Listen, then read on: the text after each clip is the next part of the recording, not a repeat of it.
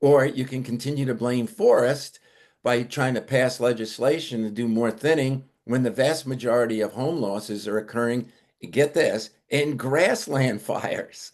So how the heck are you gonna stop that when you're targeting forest and most of the losses are occurring in grassland and shrubland ecosystems? It just makes no sense at all because of the cognitive dissonance and because of trash talking scientists that are actually trying to speak truth to power.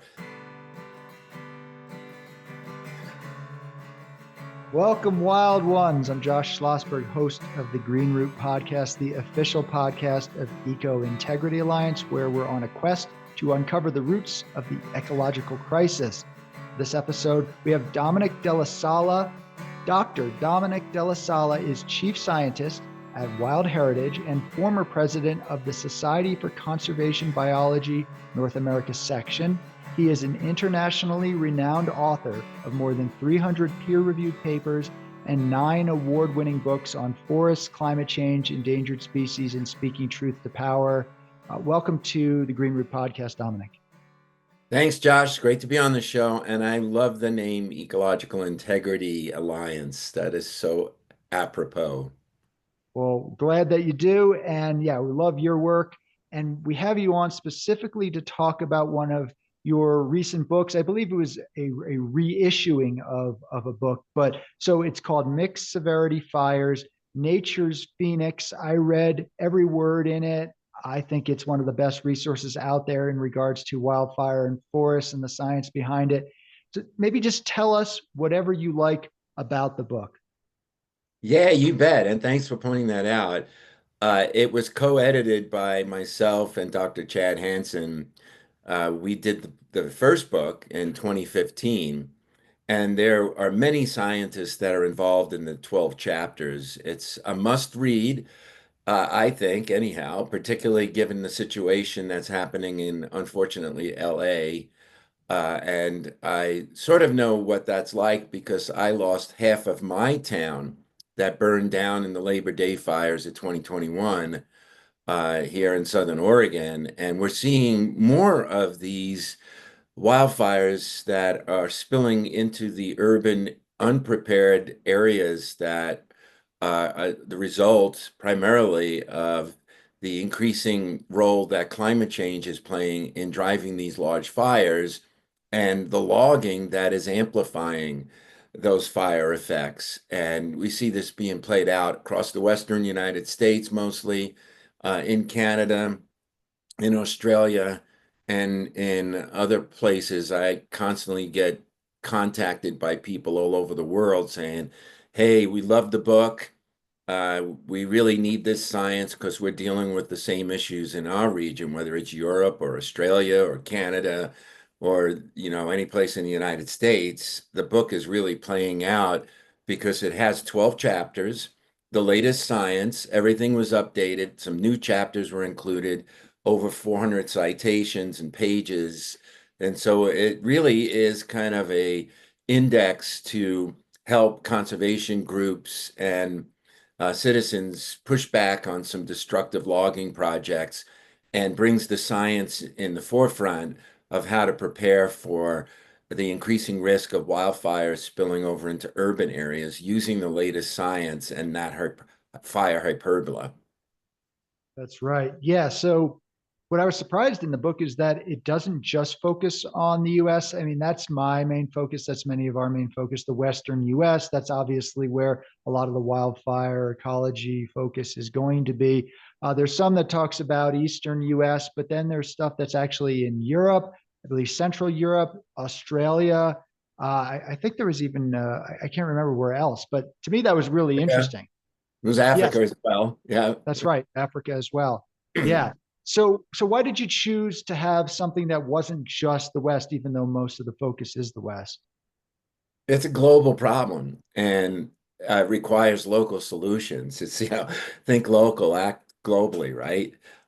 And this is what we're seeing around the world increasingly because it's being driven by the same interactions of, the poor way we build and design homes, the places that we place our homes, on top of the perfect storm of climate change and a long history of mistreating our forests by logging them and thinking that's the solution to the problem, when in fact what it's doing is it's amplifying those risks to communities, because we see the fastest moving fires occurring across areas that have been heavily logged during extreme fire weather events that are the result of us putting emissions into the atmosphere from fossil fuel burning and from our land use activities like logging that releases the majority of the carbon in the forest to the atmosphere at much higher amounts than what you get when you have a wildfire burning through the same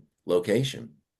That's right. That's right. I'm looking at the contents right now, and that's what's so beautiful about this book is it's has such breadth, but then you really go deep. So a lot of times you're going to sacrifice breadth for depth, vice versa. This has both depth and breadth. So just going through this, well, I'm not going to read all the chapters, but you have like the ecosystem benefits of mega fire. So that's one of the chapters you wrote.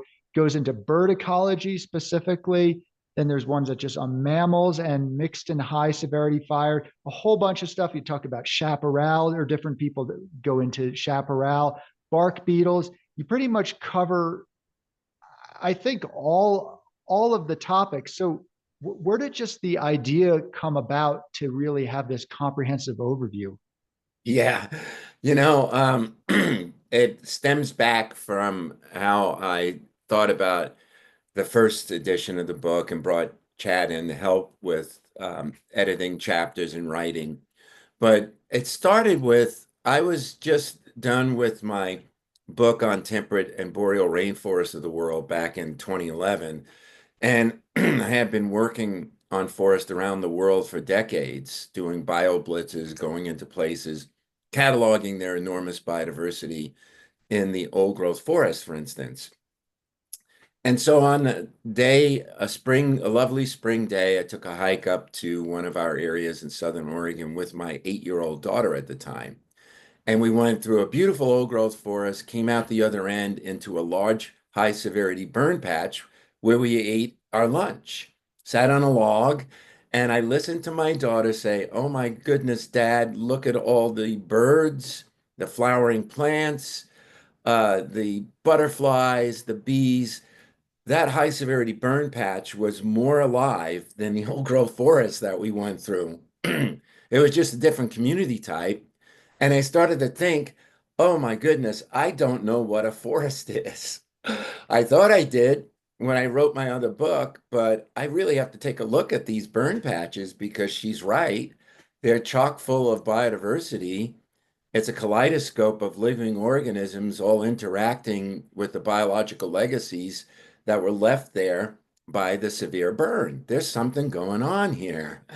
And that's when Chad and I started to collect stories from around the globe of similar events where scientists were cataloging this unique biodiversity that we call pyrodiversity begets biodiversity. So these large forest fires that don't really burn the whole area in one high severity patch, it's a mosaic, a quilt like mosaic of different patch severities. And that is incredible habitat.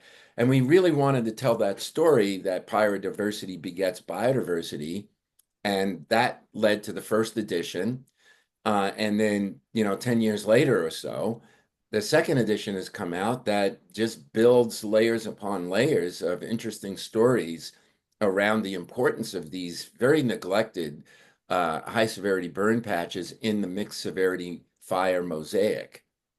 That's right. Well, a point I wanted to make is that obviously you and Dr. Hansen have your fingers a lot of this and you were the editors, but there are dozens of scientists who wrote their own chapters, which kind of gives it a lot of different voices and perspectives. And then just the footnotes. I at Eco Integrity Alliance have been keeping track of studies that tie into this and doing excerpts just so there's sort of like a stack of stuff that you can go through. And I have my work cut out for me because now I'm in the process of going back to all the hundreds, maybe thousands of footnoted studies in there. So it's just everything is crammed into this, and it has this all these varieties of different people who are experts. I see Monica Bond on mammals and high severity. Richard L. Hutto is the, as well as Monica Bond and you, regarding bird ecology. So these are experts in the field. There's chaparral experts. That's just such a great idea to do that. So this isn't all just you. This is a variety of scientists. Yeah, and that's the way I like to work. It's a big tent, and we really need to get more scientists involved because having that information is going to help activists fight off some really bad projects, which is what is one of the reasons why we did the book. We wanted to have a kind of a go-to place for picking up the information that's needed to push back on really egregious projects. It's kind of like what I did with my other book, Speaking Truth to Power. Those chapters are also written by lots of different scientists around the world that are not only scientists, but they're parents that care about the future of the planet and are taking part in advocacy. And there's a appropriate balance between science and advocacy, but it's absolutely necessary that we get more scientists engaged in advocacy and more activists using the science. And that's why we put these books together.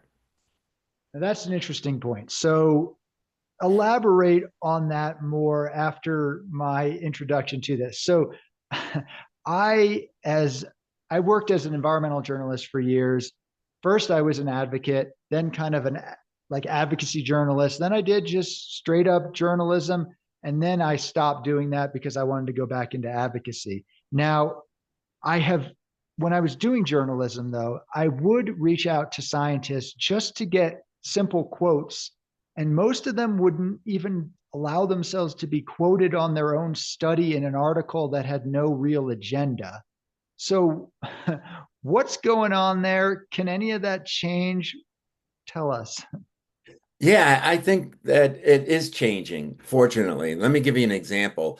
Back in, I think it was 1993, I was part of about 900 scientists that signed the first warning to humanity that was released at the United Nations Earth Summit at that time. There were 900 of us. Let's fast forward now to the work that Dr. Bill Ripple has done at Oregon State University, putting together an alliance of world scientists that has issued a number of subsequent warnings about how close we are to tipping points around the planet. That has been signed by, I think the latest count is 25,000 scientists from all countries around the planet. And we're seeing a rise in scientists willing to speak out now more than any time in my career. And at the same time, speaking out also can be done within the constraints of being an objective scientist. I'm an objective scientist, and then using the information, I will make policy recommendations, or I'll testify in Congress, or I'll go to a protest rally. But that's not going to change my ability to publish peer-reviewed science, but it's my responsibility as a citizen of the planet to use that information. Let me give you a quick example of this. So, if you went to a doctor and unfortunately your blood test revealed that you've got some disease that needs treatment, so the doctor reads the results and says, "Hey, here's what's wrong with you, but I can't be an advocate. You got to go down the hall and talk to the person in sociology or our politician and have them make the call on what to treat, how to treat you." So if a doctor can do that because they take the Hippocratic oath of, always doing something good for the patient, why can't a scientist?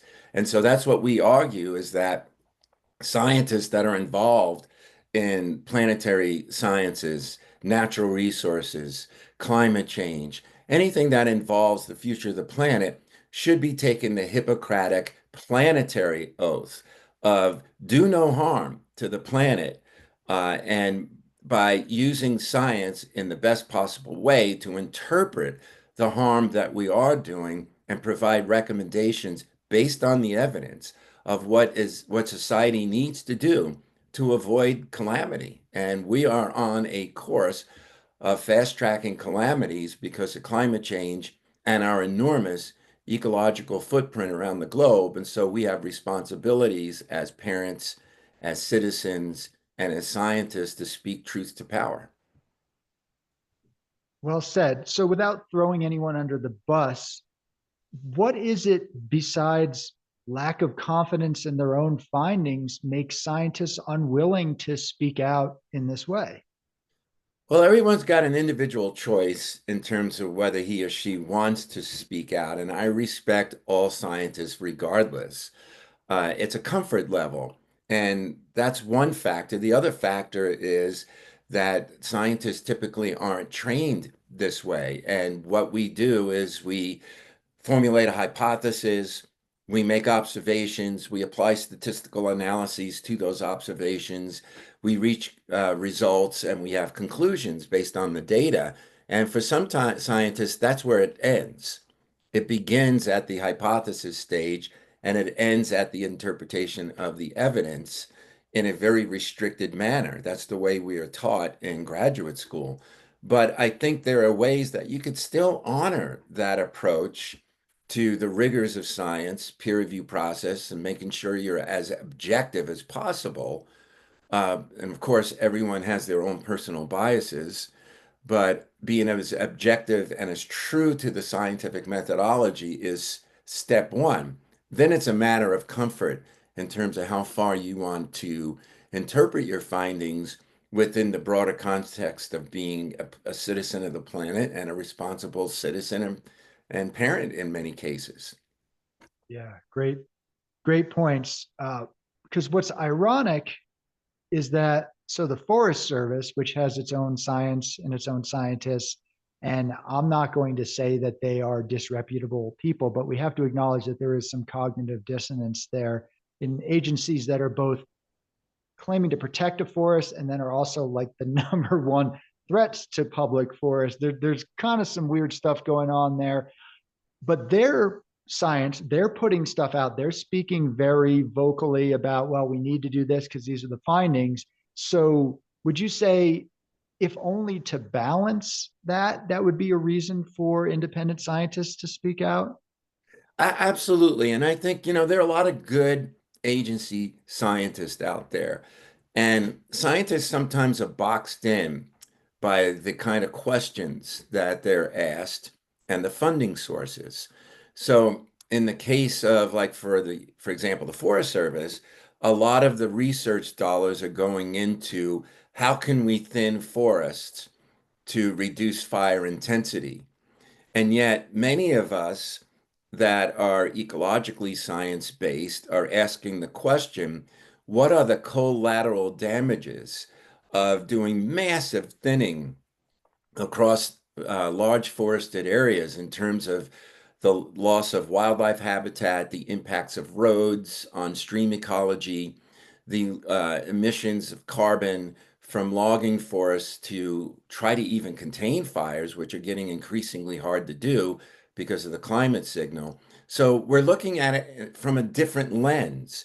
So those that are looking at it as, hey, we can thin more forest and we think we can get a lower intensity of fires are going to see it one way. And those that say, well, wait a second, you're thinning too much or in the wrong places or you're taking large trees because you're having all of these collateral damages are going to see it in another way. It's like a big tug of war right now with most of the funding being applied at thinning forests to reduce fire intensity, which most often is not going to work because of extreme fire weather, and a very limited amount of funding. Those of us that are saying, wow, you're having a big impact here, and you're actually amplifying the effects of climate change that are going to feed back on the wildfire intensities that you're hoping to reduce by adding more carbon to the atmosphere. Yes, yes. Well, so I want to relate something that's been in my experience, and you can comment on it if you like. So I have been interfacing with a lot of elected officials and agencies, anywhere from municipal to county to state to federal, and I provide these studies. So I'm not a scientist, but I have worked as a science writer. I've won awards for that for whatever reason. So what I do is I have to dumb stuff down for me to understand it. And I actually think that's my strength is I have to really get things simplified for me to get it. And then a lot of times I'm able to, I at least hope, communicate that information. But anyway, what I'm doing is I'm taking, I mean, it's literally hundreds of excerpts from peer-reviewed studies, and I'm providing them to agencies and elected officials. And here's what they tell me. Well, we have more studies from the Forest Service, from our conflict of interest, and those scientists don't count. They're bad people. They're activists. They particularly dislike Chad Hansen. I'm not sure if they're maligning you as much, but I'm sure they are also. So what does one such as myself, who is like, well, but they're doing the independent science. They're the ones without the conflicts of interest. Why are you just dismissing this huge body of information? What do I do? What do folks like us do? Yeah. Well, first of all, I want to comment that Chad Hansen is a really good scientist. He does a lot of field work. His stuff goes through peer review, just like the other scientists go through peer review. And it all comes down to, I think, cognitive dissonance that you get locked into a certain perception of reality. I mean, look what's going on in the country right now. We just elected a criminal. And the same situation, you get locked into cognitive dissonance when facts don't matter, or you get into a situation with competing facts and you don't have the expertise to know the limitations of studies and how they were designed and what questions they're addressing. And sure, there's a lot of studies on one side that are saying, if you thin the forest, you thin the crap out of the forest, you might be able to lower fire intensity. But what they're not seeing are the studies that are saying, hey, the fire problem really is not a wildland fire problem.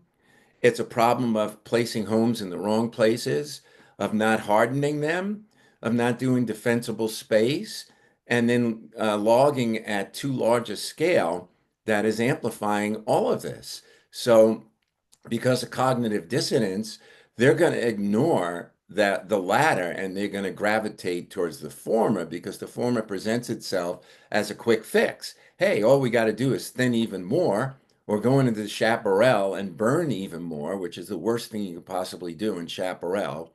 We can talk about that in a minute too, which is what they have done in places like when the vast majority of home losses are occurring, get this, in grassland fires. So how the heck are you gonna stop that when you're targeting forest and most of the losses are occurring in grassland and shrubland ecosystems? It just makes no sense at all because of the cognitive dissonance and because of trash talking scientists that are actually trying to speak truth to power. This has been going on since at least Galileo's time, which is pointed out in my book, Speaking Truth to Power. And when you go against the dominant paradigm, you're going to be heading into a shark infested water. Well, luckily, I do find that the public, or at least the public that is not already biased or one sort of on the fence, they're actually receptive to this science. But I have been told by agency staff that me literally quoting studies is misleading. I am unnecessarily alarming people that basically they kind of come at my character. I'm like, listen, if you got a problem with the studies, first of all, how is that my fault for me quoting them, right?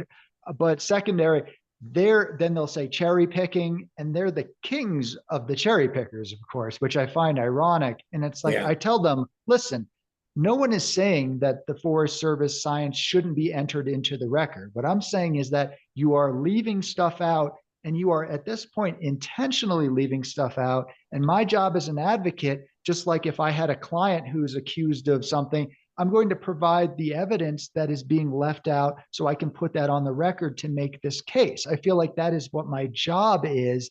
And what they're saying is your information doesn't count. It's bad information. You're a bad person for bringing it up. That's sort of what we're dealing with. So it's really frustrating. And I guess, yeah. So what would be your advice? Just, I mean, what happened to Galileo? I don't think that ended well for him. No, it didn't. And like I said, this has been going on for centuries, but you just have to continue to speak truth to power.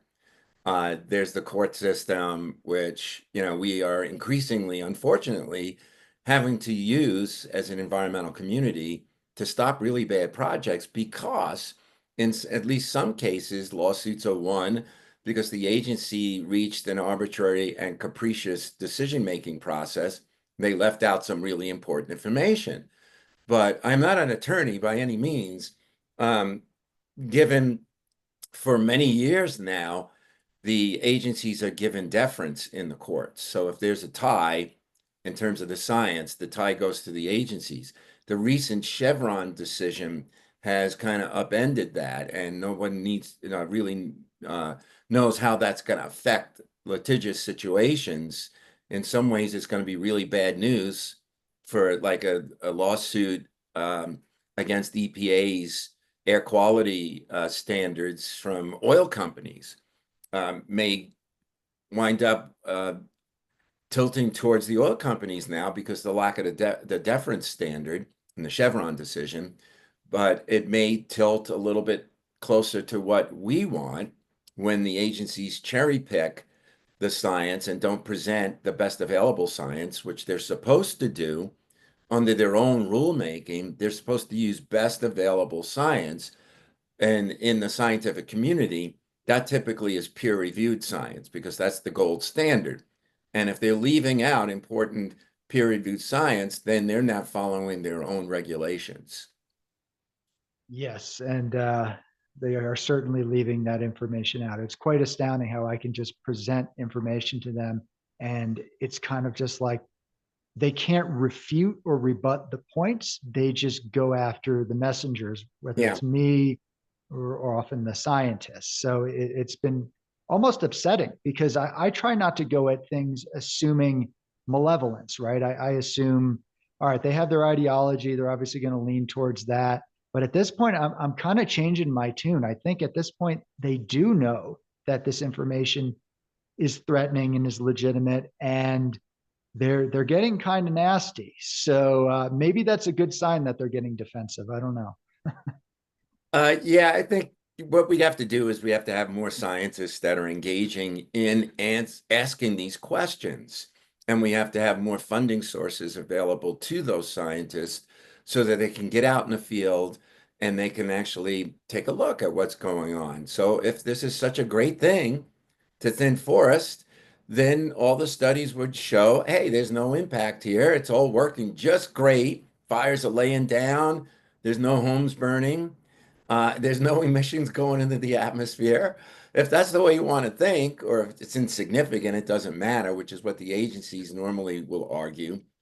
That's cognitive dissonance. And to give you an example of it, I see a lot of forest plan decision documents that will raise the issue of, hey, you're logging at these large landscapes, taking out old growth forest and large trees and mature forest. You're going to have a big impact not only on the wildlife and the water supply for all those downstream users, but you're releasing all this carbon into the atmosphere and will give them some estimated carbon numbers.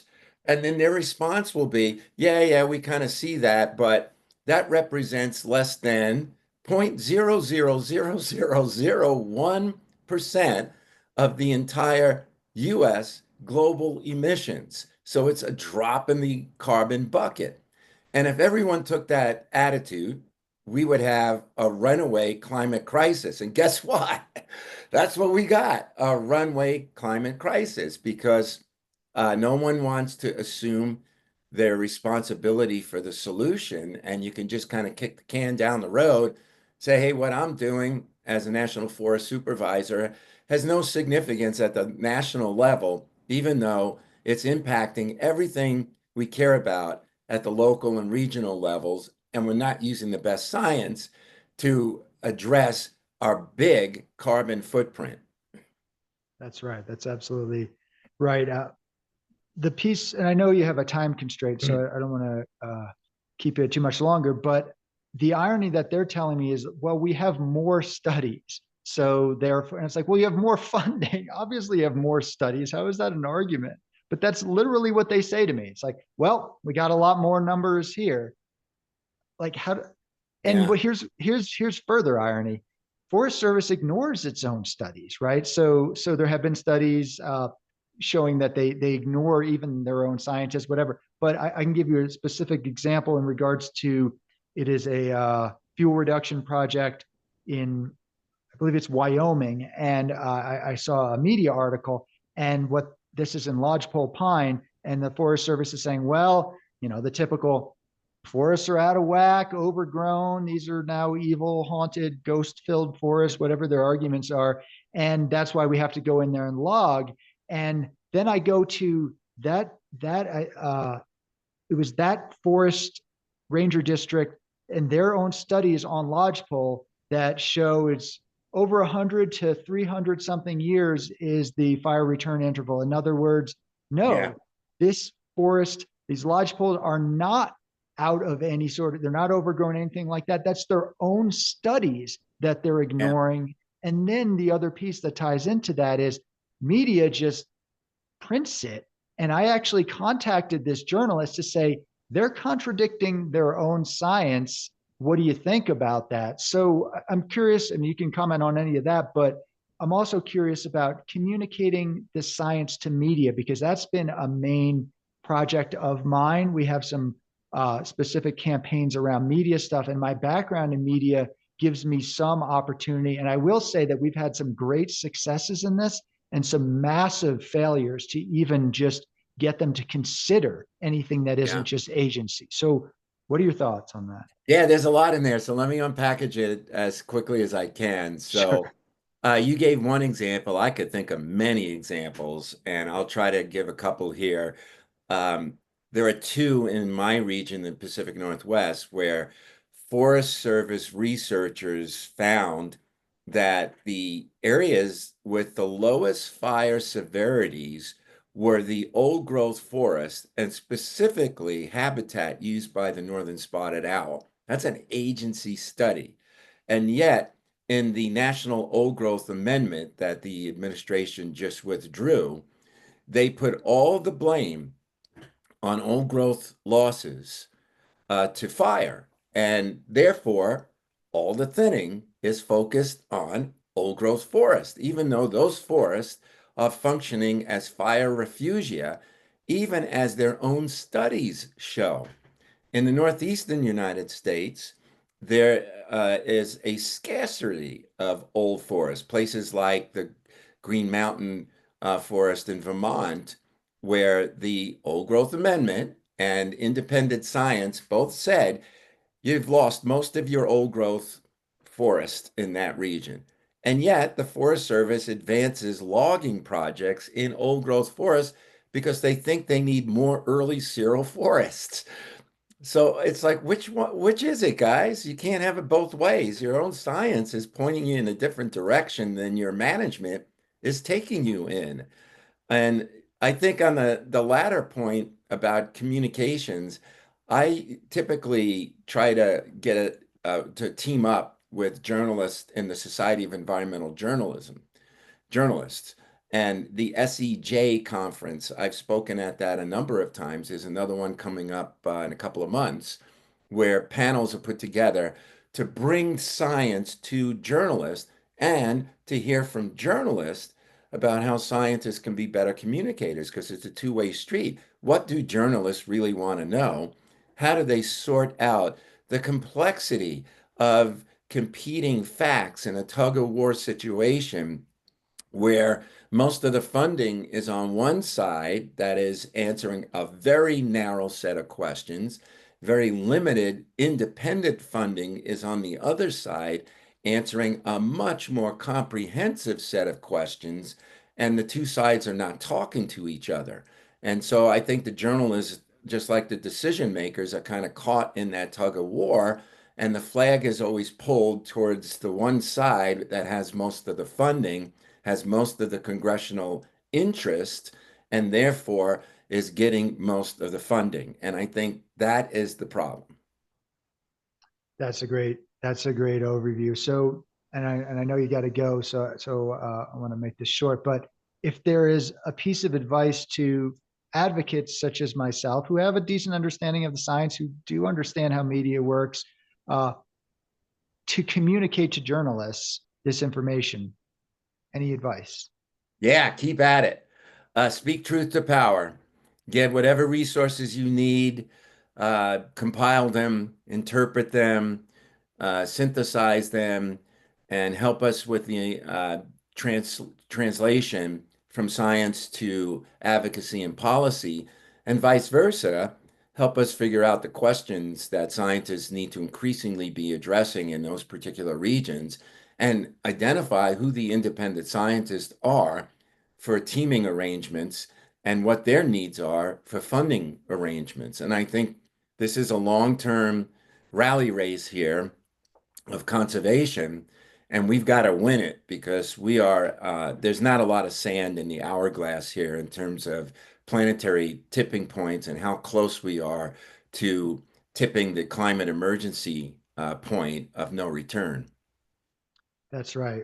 Well, I really want to thank you for coming on the Green Root podcast. Thank you for all your work. And so the book, Mixed Severity Fires, Nature's Phoenix, which I will say is very readable. It has so much information, and there's varying densities in each of the chapters, but it's a good read. And there are certain chapters that are kind of overviews as well. So anyone, you don't have to be a scientist or a nerd to read this, right? So where can people find Mixed Severity Fires, Nature's Phoenix? Yeah, just Google it online, and you could get it through the publisher. You could get it on Amazon. I even think Walmart was selling it. And it's the second edition. You can also get the first, but this is an updated version of the first edition with a few more chapters and some additional perspectives that were included to bring it up to speed. And it's so important right now, given what's happening for a lot of communities experiencing wildfires spilling over, like what we're seeing in LA, like what happened to my community in Southern Oregon, and is happening across a lot of parts of the country. So now's the time to get this information because we've never seen a bigger threat in terms of the cognitive dissonance and the misinformation, taking it in a direction that's going to be antithetical to ecological integrity and climate resilience. That's right. Well, thank you again for everything. You bet. Thanks for having me on, Josh.